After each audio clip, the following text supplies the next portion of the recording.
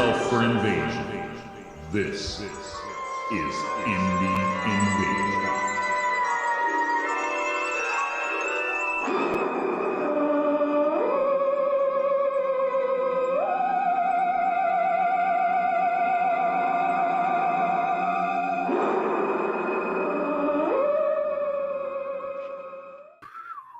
I feel like we should have costumes on for this. Well, I got all my buddies in the background here, my creepy monkeys and zombie gnomes and way over here. Got to have a trooper right there. Oh yeah, Stormtrooper. I see him. He's a little blue right now, so it's kind of hard to see He's keeping guard in the background. You know, we don't want no roughhousing. I got Bob. You got Bobby. I got Bob and I got Superman. So, and Man at Arms. I got Man at Arms back here too. You know, so I feel reasonably safe. Feel reasonable. Yeah, I mean, I got Superman and Man at Arms, so I feel reasonably safe from your Stormtrooper. I think my guys could take your Stormtrooper. Well, you got Superman. I think so. Superman. You got Bob. I do. I got Bob. If nothing else, I can make your Stormtrooper happy as he painted some, happy little Jedi there in the background. Happy little Jedi. Happy little Jedi. You can kind of tell the time frame, right, by the fact that they're happy little Jedi. So, what's up, guys? Oh, there he is, our good friend Alder. Look, I always got my coffee cup backwards. There we go. Oh yeah, cheers, Alder. From the future. Tyler says, "Y'all want protection? I would love to be abducted." Okie dokie. That's okay. That's okay. Don't be abducted. That's weird. And there's Todd. What's happening, sir? Antonio. What's happening, my wonderful friends from across the planet? Welcome into Indie Invasion Shorts, guys. You like how we start off? We're like in the middle of conversation when we hit go live, and we're still going. It's like that's how we roll. We want to include you guys. It's just we only have that time frame for the live of 30 minutes. If we really did it, y'all would tune out because we'd just be.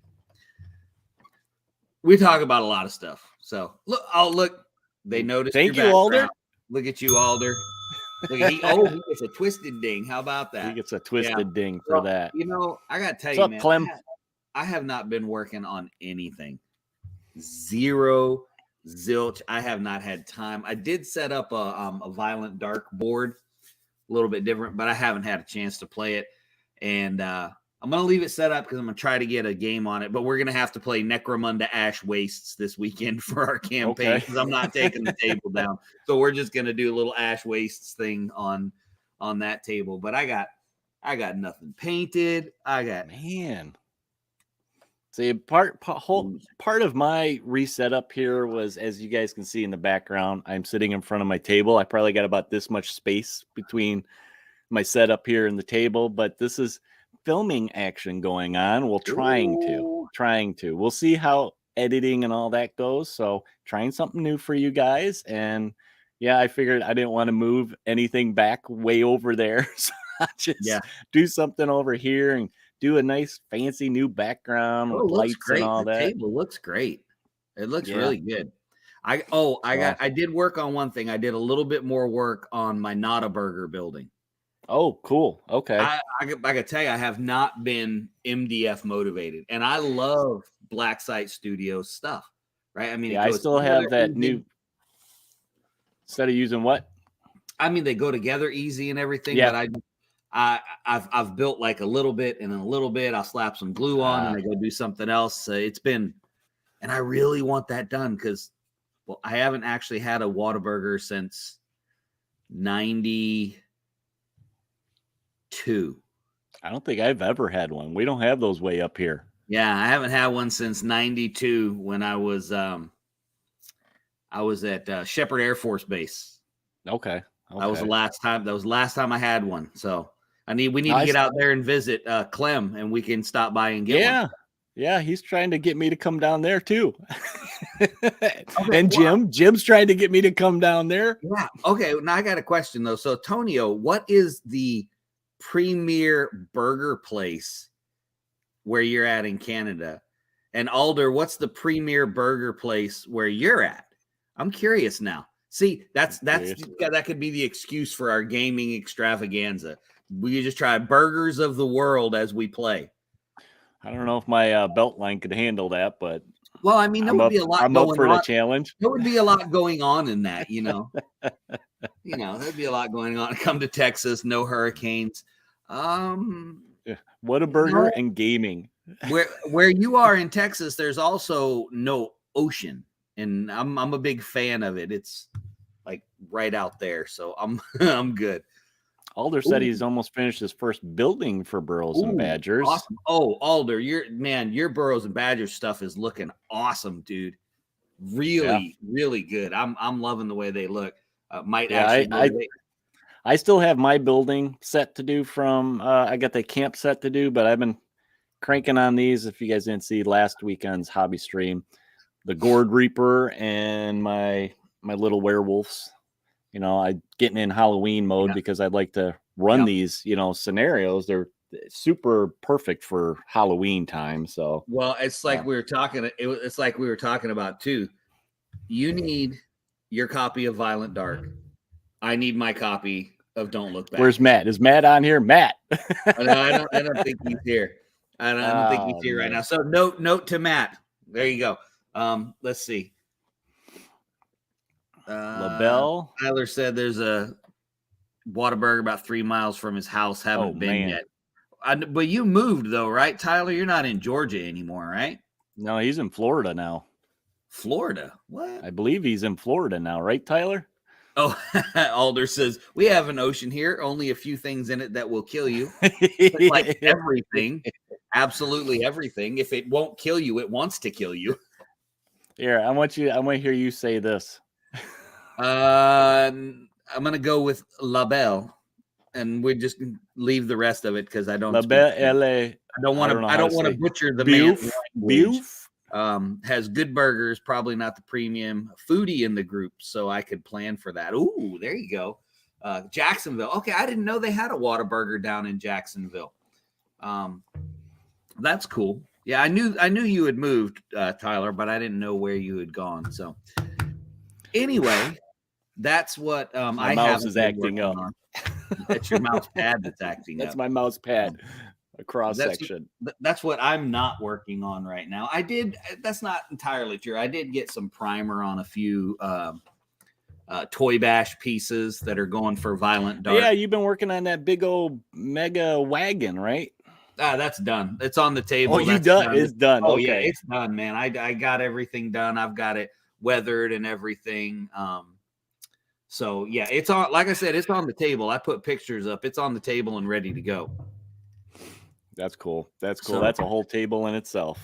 Okay. Alder says grilled is his favorite burger joint, and taverns with good burgers as well. See, I want to go see Alder though, because he's got a motorcycle, and back.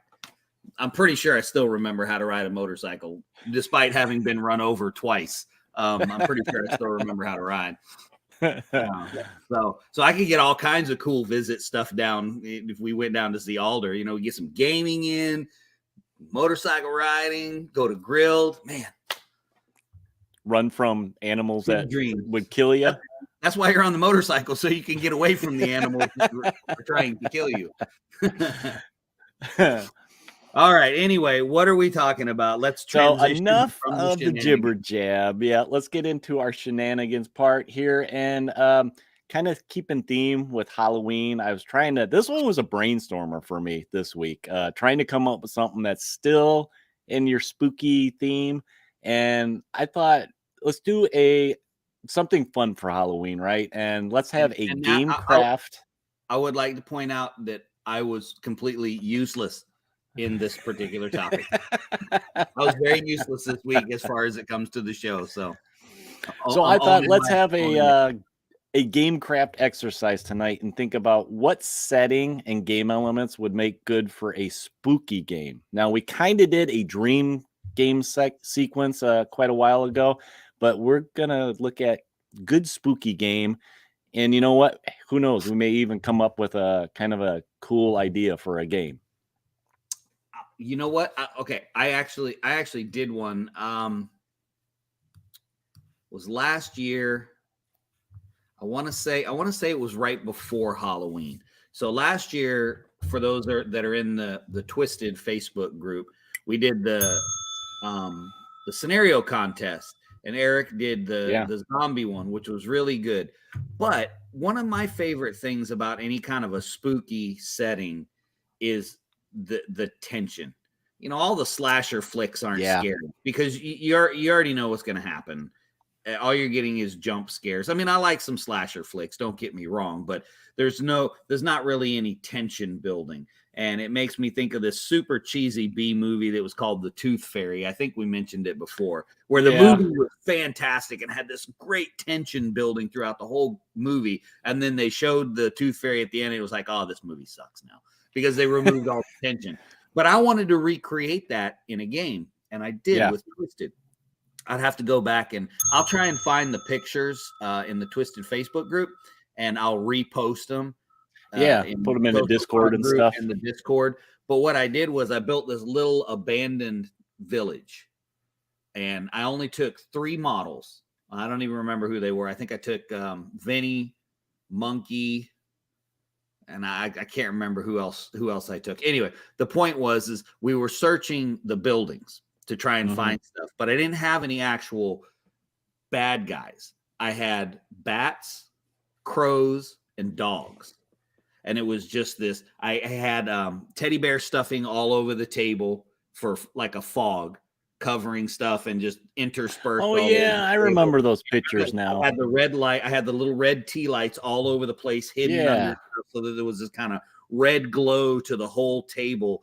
And the tension part of it was you had to search all of the buildings, and you never knew what was going to come up, whether it was going to be what you were looking for or whether it was going to bring something up elsewhere. And then the random movement element also played into the tension building.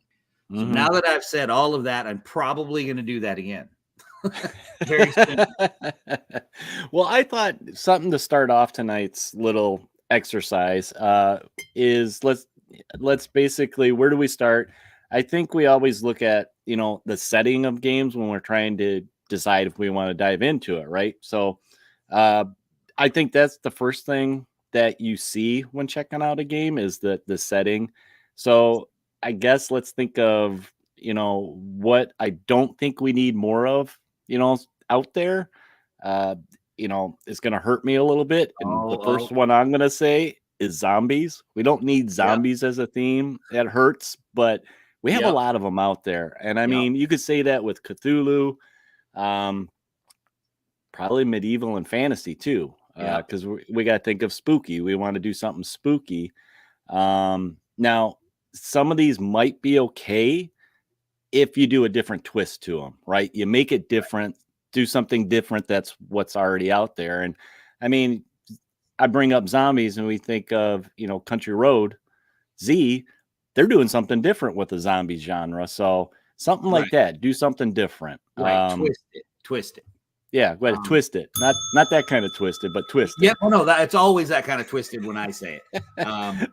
Okay, we got a couple comments. So Alder said Zombicide does that a bit, and they do the tension with the card flipping because you never know what you're going to get. Yeah, I mean, if you don't mind that random element in games, but that's how you kind of create that tension is a random element. Really, it is, and Tyler's right too with the Tyrannid blips. You never know what's going to come around a corner. It may be a walk in the park. It may be 6 blips that are a walk in the park, and then it's not. Everything's not okay until it's not. And strangely enough, Jordan agreed with you. Jordan, author of County Road Z. I'm going to give Jordan a ding. There you go. Not wrong about the zombies. There's a lot of zombie stuff out there. And I probably have almost all of them. I know there's a couple of suckers sitting right here waiting for their Zombicide Wild West. I was just looking at that stuff today. Don't get me going. That's because you got an email today that said still stuck. Yeah, still stuck. So what can we use that we don't see much of, though, then, if you think of something like that? I have something that I lean towards. Well, I think it's hard to come up with a new setting.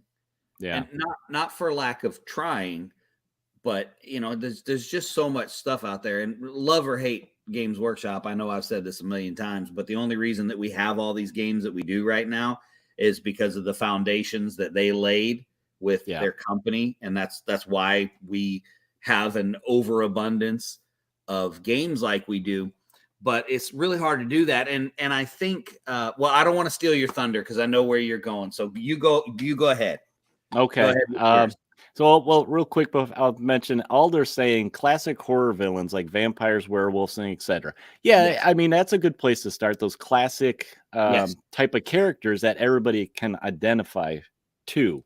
The way I'm leaning is a little bit sci-fi, like with aliens. I was thinking like Mars Attacks type of aliens, but instead of fighting them, you're the actual alien. So the aliens invading the Earth. Was kind of something that popped into my head. I'm like, oh, that'd be cool to play is invaded, or it could just maybe come up with a bunch of different types of aliens. You could have your super intelligent ones. You can have just your monstrous blob type ones, or insectoids, or whatever.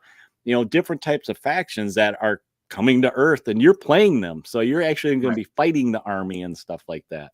Well, with Alder talking about the classic horror villains like vampires and stuff, I'll tell you probably the best game to do that is anything from Ganesha Games, any of their rule system, because their Song of Blades and Heroes rule set. You could place it in anything. Right, that are familiar with that rules engine.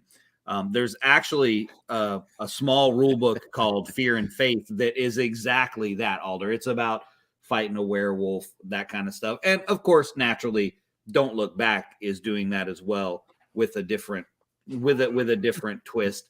But like with the sci-fi one, Tyler made a good point. Space Hulk does a good mood for that. But I feel like we've become little Black Site Studios fanboys, or at least Matt fanboys. I don't know. Okay, so yay, we need some Matt fanboy shirts, right? Is Violent and Dark, and the twist for Violent and Dark was, and we've discussed this before, is that your crew dies. I mean, it's expected to die because you're just waking them up out of cryo sleep. Yeah. And you're in this horrible environment that you don't know what's going on. So I think that that's pretty cool. We got a couple comments here. Yeah, what do we got? Let's see. All right, let me see what Tonio says here, because fairy tales are a great theme. The old European originals, the old dark ones, yes, right, or even not Disney fairy ones. And Tony, it's Tonio's fault that I have all the fairy meat books over there anyway. I've been trying to slowly track down the minis, not on eBay, asking for my first child in the cost for the minis, but I've been looking for those. But I also, Tonio, I think that is a brilliant thing, because I do that all the time when I play Twisted. Because I like to world build so much. Every kind of weird fairy tale or story that's out there, I try to find a really cool miniature and bring it into the game and use it, because I play alone so often when I play, because we don't have a large gaming group here. So I just get, I do what I want. And if I get a rule wrong, I'll just correct myself and move on. Yeah. So then that kind of goes into one of my ideas about, picking your idea for the setting. Is what about some kind of background story to what's going on? It help maybe tie it into the goal of the actual game. What your faction is trying to do. Are you just trying to battle it out? Right. Is it a scenario based or a campaign narrative, something like that? So you can kind of look at them both at the same time to kind of give some kind of backup to one and the other. So well, Tyler was saying Slayer Claws and the Eater Bunny. I actually have a Twisted scenario that we play. There you go. Kind of an Easter Bunny that we played last Christmas. Where that's right. I've got the gingerbread men. And what was that from? Because I still see their stuff. That was I've got the rules downloaded, because they got the snowmen and all that stuff. I feel bad for not being able to get the name out there. I'll look it up and post it later. But I've got the gingerbread men, sugar plum fairies, and the elves and the Santa Claus, which were from Eden, because they had a limited release of Santa and his elves. And we played that one, and I made little Christmas gifts on bases and scattered them around the board. And you had to collect the Christmas gifts, and Santa did not want you to have them. Mind you, that wasn't the spooky. That wasn't really a spooky one. I guess it could be having Santa descend on you. Well, it goes back to how you create that tension, right? Yeah. What kind of random elements are you using, and what kind of game components? That's another thing. The next type of step. What do you want to see in the game? Of course, we want minis, but dice. What kind of dice do you want? All 6s? Do you want 10s? We like 10s, 12s, 20s, everything. Do you want cards? Some kind of, maybe you get a loot card, gives you some kind of buff, or draw decks like what they have in Wild West Exodus that grants you, action points, or maybe something else type of thing for mechanics in the game. Exodus I play doesn't have that deck. Yeah, see, you don't know nothing about that. I play first edition Wild West Exodus. So that's one thing. And I mean, we've talked about this before, the different dice. We like using 10 or 12s because that's kind of a good middle ground. But I mean, you could use all of them, because then it gives you that wide range of what you can roll. I didn't think I would like the whole polyhedral dice set in my games until I played Twisted, because I thought it would be too much. I thought it would be too swingy. Yeah. But it really wasn't. And I thought it might be too much to keep up with. But given the pacing of the game and the way it's played and the narrative bent of it, it's really not too much. Cards with a totally random could be good, could kill you deck. Kill you deck. Yeah. Really. Oh, you know what? Wings of Glory does that. Okay. Claim, I know you play Wings of Glory. You know this. There's an explode card in the damage deck. Well, you think about a lot of people take them out, but yeah, I mean, it depends what kind. You want to walk in the park, or do you want that tension of, oh my God, what am I going to draw? You might hit the fuel tank. You don't know. Totally like what Zombicide does. You flipping that card for spawning, you don't know. It could just be a shambler, which is what you're hoping, or it could be the big bad guy that just takes a ton of abuse before he goes down. So I like an element. I don't always like. So since we're talking about spooky games where we're building suspense, I'm totally okay with a card deck that might kill you. But in just a regular game that I'm crafting that might have spooky scenarios, I'm okay with inflicting serious harm upon me, but I don't necessarily want it to just remove someone. I don't necessarily want someone to just die. Kind of want something like that where you flip a card and it's going to be something not favorable, but maybe build that tension where it gets just a little worse and a little bit worse. You're piling on the handicaps, I guess. And that's a good point. Yeah, progressive. Like, okay, you're in turn 5. It's bad. You shouldn't have waited until turn 5. Yeah, it starts as a twisted ankle, and then next thing you know, you're crawling. Right. All right, Tyler. Good night, sir. Take it easy, Tyler. So I'm okay with those. And it's kind of funny that I said I'm not okay with just an outright kill, but that's kind of what happens in Violent Dark. Yeah. I mean, your dudes, you're just going to be like, well, okay, I died. Just bring back a different character, kind of almost like a video game reset, right? You die and you just keep going. It is, except that your stack of characters that you bring, once you go through it, that's it. So there is like a limit. Yeah, there's a limit. So you've got your whole crew, and how you want to bring them out matters. It's just really cool. You should get your copy of Violent Dark, and I should get my copy of Don't Look Back, so we can actually have better discussions about this. Well, when he hold my book up so you can read it. So since Matt's not here, when he goes back and watches or listens to this, there you go, Matt. So as far as capturing that, right? Like there's ways that we can try and capture that. As like you said, this is about crafting your own. What would you have in there? The cards, what dice, and all that stuff. As far as capturing that. I don't think there's a lot of games that capture spooky or scary, but strangely enough, Matt seems to have a knack for it, because Don't Look Back and Violent Dark really do capture that. So I think Space Hulk does too. And kind of always has captured that tension. It's a building tension. So it's kind of like I mentioned with the cards, where you're starting, oh, okay, I got this token that says I'm starting to get scared. Right. But as you go, you get more of them, and it eventually starts to make things hard for you to do in the game. So that's a simple way to build tension, is something like that. And I think that really adds a neat element to it. And it's not for everybody. We've said this a million times too. Some people just want to throw dice and play a competitive game. Yeah. Cool. That's awesome. That's what they should do. 100% of the time, if that's how they have fun playing the game, that's exactly what they should do. Me, I want to build tension. I want to have my guy on there, and I don't want him to die, but I want the tension building. And then when he dies, I want to be bummed that he died, but excited that the tension building was the way that it was, Yep.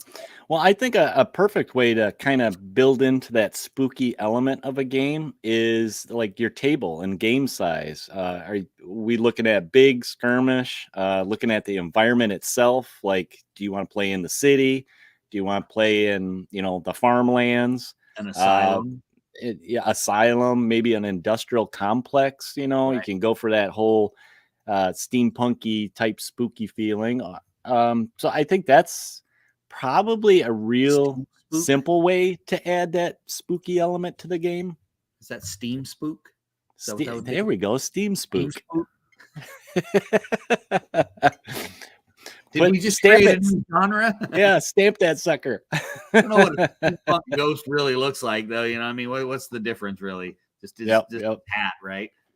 What's Clem saying here? He says Dungeon Quest by GW, The Sun Going Down, and The Sleeping Dragon, both a nice mechanic. So that's another, you talk about mechanics in the game, like maybe it's a timer type of thing, as the timer is clicking, you're starting to run out of time. Right.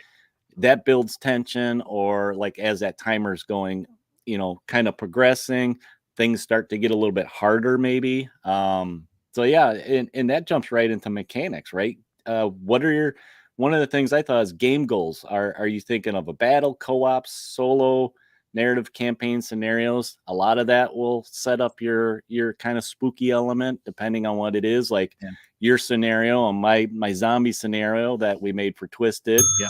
I gave myself a ding. Yeah, you did. You go, boy. Come on. You're all grown up now. So that's one way to think of it. And then just in general mechanics, like I really like what Clem was saying here with that kind of mechanic. I actually didn't think of something like that. And I see that more with like board games where they have mechanics like that. Like one of my favorite games is what is that? Dracula's Fury. It's one of those tension building games where it's got like a sundial that's progressing, and as it gets further along, Dracula gets harder to deal with. So I played that once. I sucked at that game.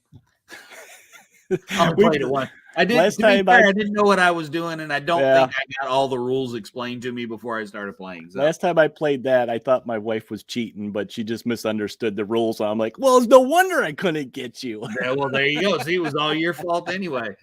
We got one more comment. Let's hit. Jordan commented about 10 minutes ago. He said, if he could write for any IP on the tabletop, it would be Falling Skies from the TV show. Tense alien horror mixed with paramilitary post-apocalyptic resistance fighters. Well, that's just some cool minis right there. Yeah. You just get, my idea was you just get to play the alien horrors. Yeah, absolutely. Oh, I want to get a plug in because they just stopped their Kickstarter to revamp to do again. But Bad Goblin Games, Trailer Park Warlords of the Apocalypse. Oh, yes. Yeah. Guys, go over and check out the Facebook group for when they launch. They have some really cool stuff. They're really cool guys. They've actually had, they haven't had Trailer Park Warlords at Coastal Con, but they have come and run multiple games at Coastal Con. Yeah. And they're really cool guys. go over and check them out, and you can see some of the stuff they're doing. They got some.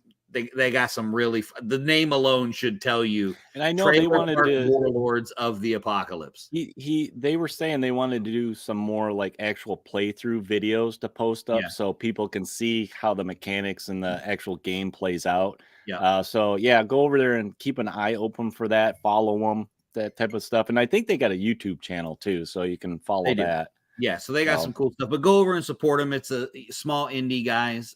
Check them out.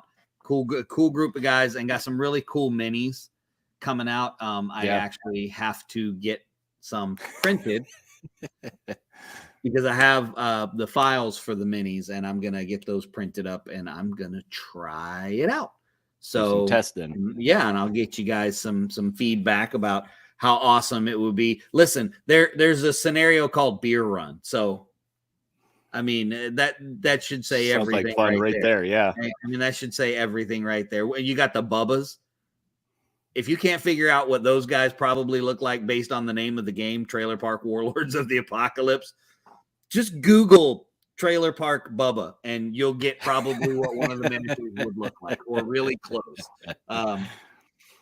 Oh, no, you're not, Clem. Don't worry about it, man. You've done some awesome printing for me. I am eternally in your debt, sir. No problem at all. But well, to wrap this up real quick, I guess you know, it ends up with, you know, you think about the real quick movement, measuring, what kind of initiative you want.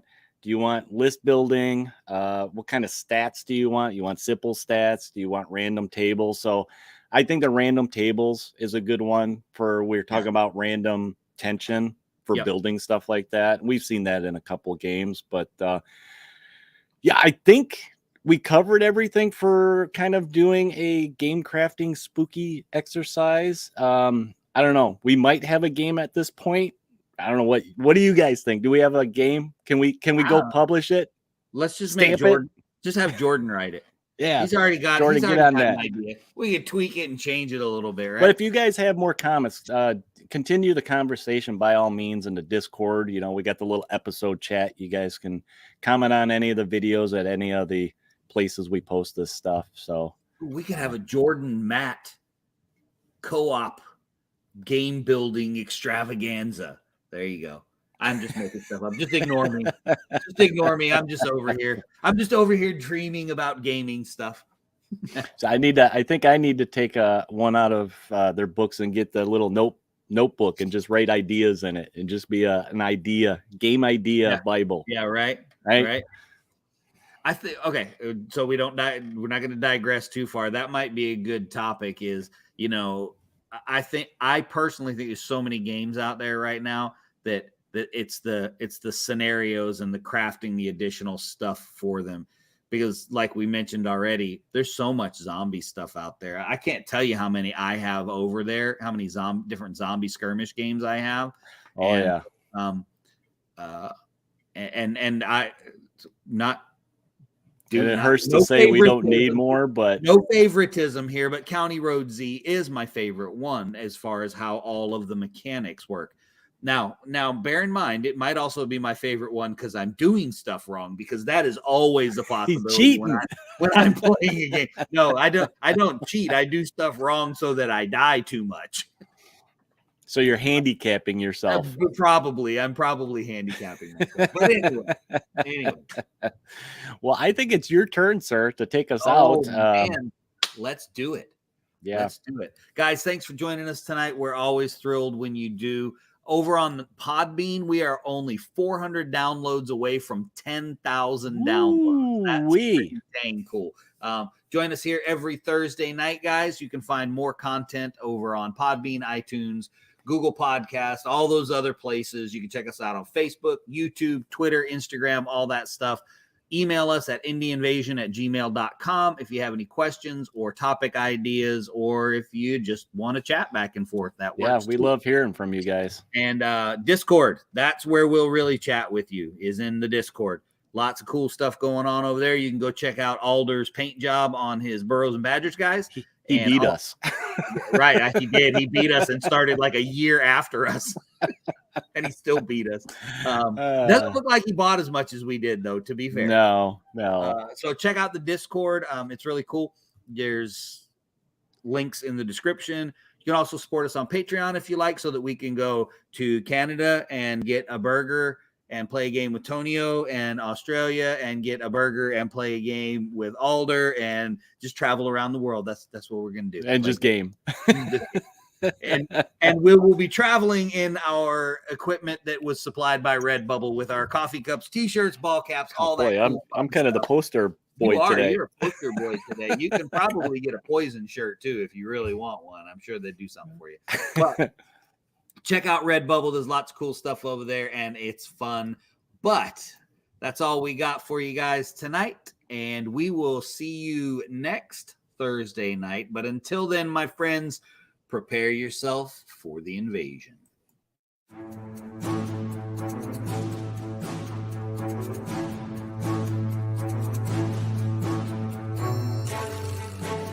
Thank you.